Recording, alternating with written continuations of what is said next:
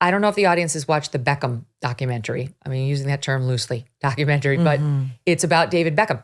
I'm not into European quote football. Right. My daughter plays soccer here. I like that. But I don't know really many of the players. It's not my thing. Right. In the way it is over in the UK. But this guy, I didn't know I was interested in David Beckham until we were like, okay, everybody's talking about it. Let's watch it. And I think it's 4 episodes. Each are like an hour and a half. So it's a hefty investment of your time. And they do suck you right in. You're like, oh, yeah, look at this. I mean, they're beautiful. They're rich. They're famous. It's like their beautiful homes are shown in the documentary or whatever. And so you're pulled in like, oh, I'd like to see how they live. And I'd like to know, she doesn't say anything publicly ever, right? She's only known for her, that face right there we're showing where she doesn't smile in any of her. Yeah. Right? So it kind of leads to an impression that like, maybe she's a bitch. I don't know. Dour, unhappy. What a surprise. She isn't. But I said to you when you sat down on the set, I watched the thing. I'm like, I love this. This is so interesting to me. What a life. What a guy. Blah, blah, blah. And then I read your piece after. I was like, I have been fooled again.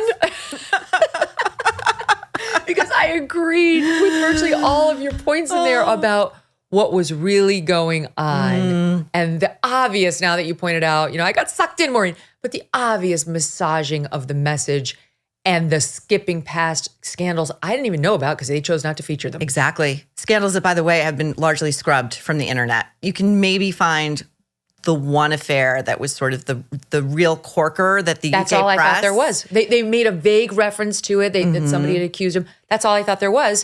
Keep going. So there were more than one, but the UK press, their libel laws are so stringent that they were only able to report on this one because she had video and text messages and all this corroborating evidence that he could not really sue for. I thought the Beckham documentary was fascinating. I too was like, I don't care about English football. Beckham, he's fine, whatever. It really struck such a marrow. It was 90s nostalgia. It's a kind of global fame, this coupling, this superstar. At their height, they were sort of just this incredibly fascinating yet also tacky couple, the purple thrones at their wedding and Buckingham Palace and all of that. And then as the documentary proceeds, you see there's this other story. There's Victoria Beckham, who is actually keeping her family together. As David Beckham continually does this thing that is, I found incredibly cruel and passive-aggressive, where multiple times they would settle in another country for his work, for his job, get the children all enrolled in schools, and she's getting a little life going for all of them. And then he'll call and say, I'm switching teams and we're moving to another country. And she'll say, when? And he'll say 12 hours. Yeah. And this happens more than once. Right. And there are also moments where he's undercutting what she's saying. That moment, I found it strange in the documentary where she's talking about how they were both working class. Oh, wait, we have that. I'll tee it up and then you can take it. Yeah. This is Sod 11. Both of our parents work really hard. We're very working class. Be honest. I am being honest. What car did your dad drive you to school in? So my dad did. No, one answer. My dad. What car was it? All right, it's not a simple answer What because. What did you get your dad to drive? It depends. No. Okay, What in the car? 80s, my dad had a Rolls Royce. Thank you. Door slam. That one was funny. It was great, but I thought it was so telling. He was outside listening to her one-on-one interview, and he heard something he didn't like, and that wasn't part of the narrative that he preferred. And so in he comes, and he's grilling her like a prosecutor. It's like the OJ trial. I would kill Doug if he did that to me. What kind of car? What kind of car? What kind of car? No, be honest. Yeah, a Rolls Royce. Heaven forbid. I want the truth. Yeah, she's keeping Brand Beckham together. She's just doing this little heavy lift over here, and I found it fascinating too, because I always watch documentaries like that have clearly been commissioned by the star involved and then sign on a director who's willing to hew to a particular narrative.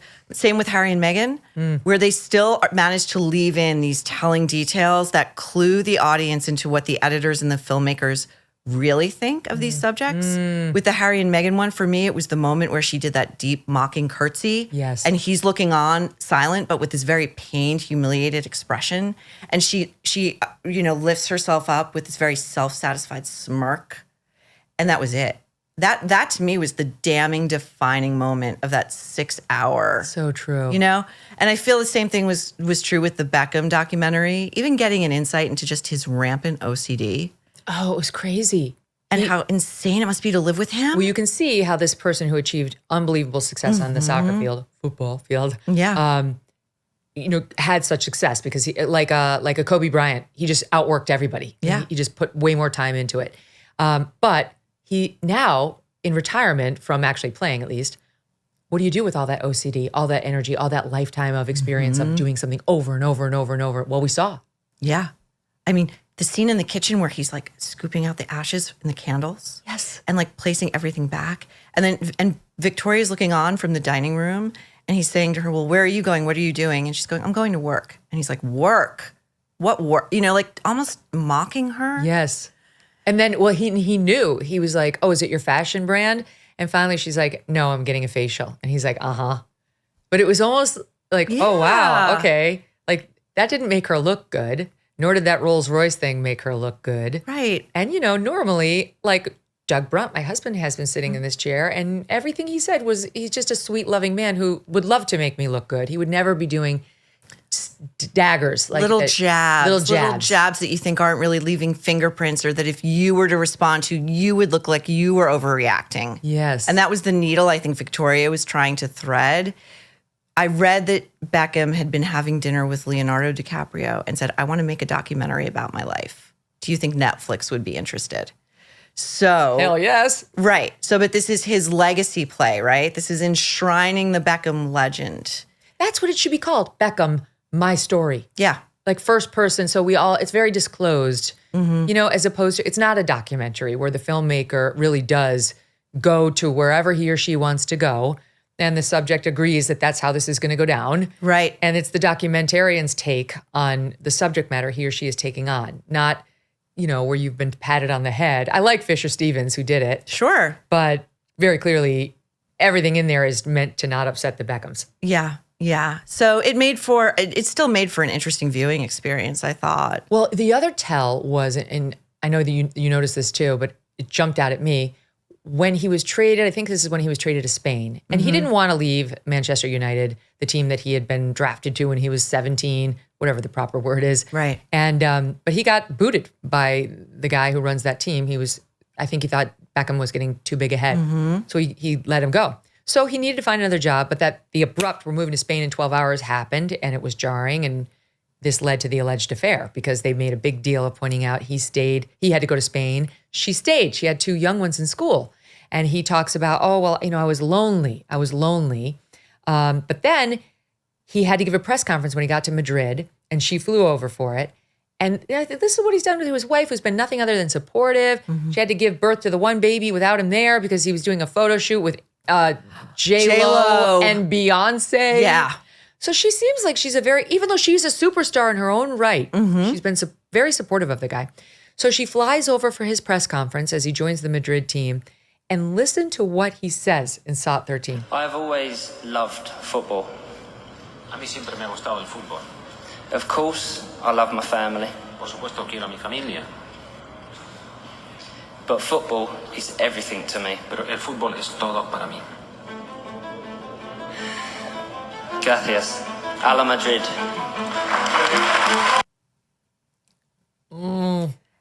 That said it all to me. That clip, I forgot about that clip. She's sitting next to him. Oh, yeah, I love my family's great. She's cool. Yeah, they're great to have around. They keep me occupied in my downtime. But football is everything. And, I get that you kind of have to be that way to achieve a level of greatness. I think you kind of have to have that monomania. We see it in America with Tom Brady, who's the first to admit, I wasn't the greatest born athlete. I just worked harder than everybody. But I think there's a similar parallel. That's a good point.